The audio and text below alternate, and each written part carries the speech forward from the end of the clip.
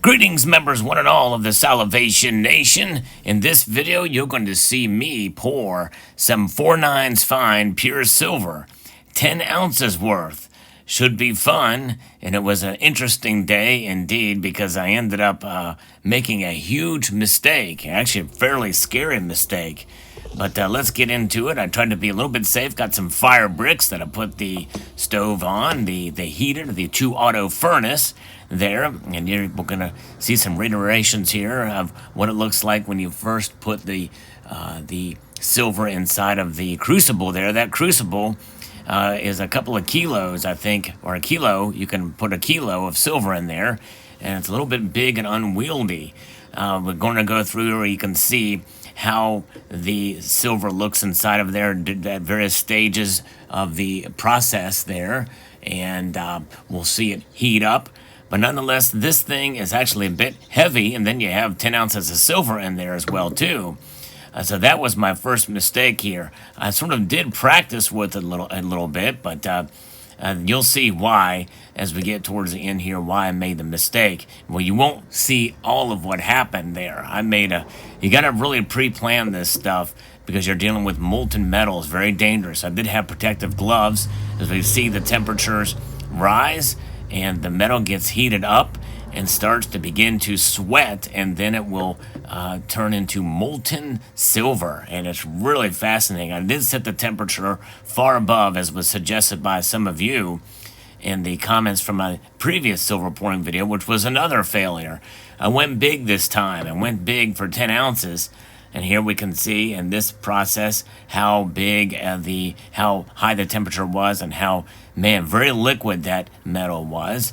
And it is ready to pour at this point in time. But then we also have to prepare as well the mold. I did buy a 10-ounce mold, and so I'm heating it up, preheating it with a little torch here. And as that is heated up, it will prepare it to be poured. But what I have to do, and what you didn't see me do after I heat this thing up, is I get some vegetable oil and spray it on there to prevent it from sticking. So this thing does get fairly hot too. I may have overdid it heating it up, but they say that even if it gets a little bit red hot, it's not a problem. It's best to have it, closer to the temperature so it's not quite a shock. So I did heat it up pretty good, and you can see here as much time as I spent on it, but putting that heat to it, the flame around it. And when that is done, I did take and put that butane torch down and out of the way, which was good. But what I didn't move out of the way, there's the smoke from the vegetable oil. What I didn't put away is that can of vegetable oil. It got in the way when I went to pour, and I poured it too fast and didn't quite get my aim right. Because I had to act quickly before the silver solidified in the crucible. So what happened was here, when I go to make this pour, you'll see the light of the heat of the thing come into view. There it is. And watch this, boom. And I said a couple of curse words after this, which you won't hear. But here it goes. Here it goes. The epic fail.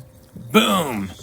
It just kind of just poured right out there because once the momentum of the metal goes, it is a long pathway down, because that's 10 ounces and it's a kilo size, and it spilled all over the place. An epic failure burnt the table. It just went right off of the fire bricks and went right down on the table. Some of it went on the floor, some of it went on the iPad, and it almost burnt me. Now let's take a look at it in slow motion. You can see how long that tube is of the crucible. That's what she said. But see how it starts to come slowly, then it speeds up dramatically, and it just goes all over the place. It was a very scary moment, actually, in retrospect, looking at it there.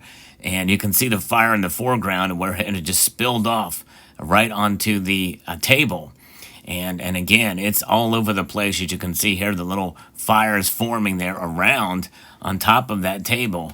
And again, some of it went down onto the ground. It would have burnt me had it not been for the iPad actually stopped some of it.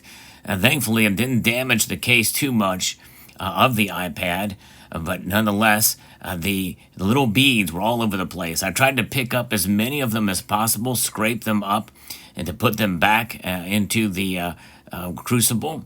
But nonetheless, all those little beads were everywhere along the floor. Little tiny beads. I never did get all of them. Some of them were so minute and tiny, but also very, very shiny too. That's 4/9 pure silver. So when it melts, it's very fluid and very heavy. And even when practicing with it beforehand, I never really did take into account. It takes a special art and skill to do this. It's something I really don't have the patience for. It's something I don't do very often. And here is the finished product. I actually did not record me doing this successful pour. I really should have in retrospect, but I was kind of shaken up from the previous process there.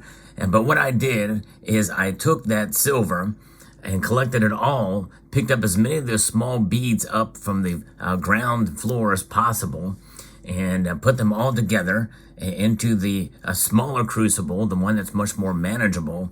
And I heated it up again to a very high amount, and then I poured it very slowly with nothing in the way, and came out with actually a quite beautiful bar here. And we're going to weigh it first, and then I'll tell you exactly. We'll kind of look and admire it here. In retrospect, we're going to look at it in troy ounces. That 10 ounces, I was able to pull 9.18 ounces into this bar. And so I lost well over, almost a full ounce was lost during this process. So it's always good to have a little bit extra silver if you're going to do it, to get that as close to the weight that you want. And it's amazing. I don't know how some of these silver pours do it to get the exact weight that they're desiring. I guess sometimes they have to either, file off the excess weight or what have you. But nonetheless, it's not an easy task, and I admire those who actually do this stuff that for semi-professionally or for fun even too. Let's take a look at what it would be in grams, because this weight is kind of interesting and fascinating. It is more exact. It is 285.5 grams. So if I was going to stamp this bar, it would be 285.5 grams. But I don't like to stamp any of the stuff that I pour anyway. Number one, I don't have a stamp set. And number two, if you screw that up, you got to start over again. And if you get a really nice pour, then you're kind of out of luck, and you got to repeat that process to get a good pour. The other reason I don't like to do that is because I think it takes away from the character of a bar like this, a nice pour bar. You can see how it layers on there, and how when I poured it, it kind of just layered in a smooth transition to give that textured edge there, which is kind of cool. And I didn't shake it to give a ripple effect. I could have done that, but I just let it solidify. I kind of like a smooth top. I'm not really a big fan of this rip. I mean, it's kind of neat on some bars, but I kind of just left it as is. And I had a strange little anomaly happen right here on this side, which is a little bit strange. I don't know what happened there, but it's almost like a chunk came out of it. And then this little dip here, the dimple of the pour that you can see there. But yeah, so not quite 10 ounces. If I'm going to try this again, one of my local coin shops knows that I've been messing around with this, and they actually showed me that they have a 10 ounce of silver shot. Silver shot's probably the best way to get it melted down.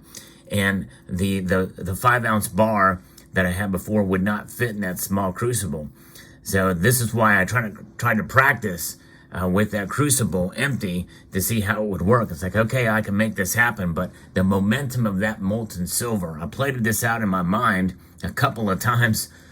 Again, it's that momentum of that molten metal coming down just was too much, and it went out and just spilled all over the place. So let that be a lesson. If you are considering doing this and getting the 2 auto furnace is actually very well reasonably priced. And if you were to do that, just keep in mind, safety is paramount on these things. It's a lot of fun when you watch these silver pours A lot of times you don't see the mistakes that they make, but they're very, very safe, and they're doing it. They're doing a great job. I mean, some of them are, just started doing this and they're doing an amazing job. I don't have the talent for it. I'm just doing it just for fun. If I get any scrap silver, I'm gonna put it together like this and have another piece. Actually, I'll show you this other piece that I did from sterling silver and 90% silver. That I did this as well too. It's kind of a cool looking piece. It does stand up on end there, but I like to get some more of that 90% and 925, little higher, little less pure, and create a 10 or a 12 ounce bar out of it. I think that would be pretty cool. But so there's that. That was kind of fun to do, and I think I got it down now to a point where I would feel a little bit more comfortable doing it, but not necessarily with that big one. Unless I get a whole heck of a lot of silver in a bigger mold and a wider area to be able to do it, I'd have to just really be careful with how I do that kind of thing. So there it is. So let me know what your thoughts are in the comment section below. It wasn't a total failure, but I almost did get burned. And I'm going to be very, very careful next time. That's for sure. Let me know what your thoughts are in the comment section below and about my mistake. I'd like to extend a multitude of gratitude to all of you for taking the time to watch this video and to encourage you to please rate, share, comment, and subscribe.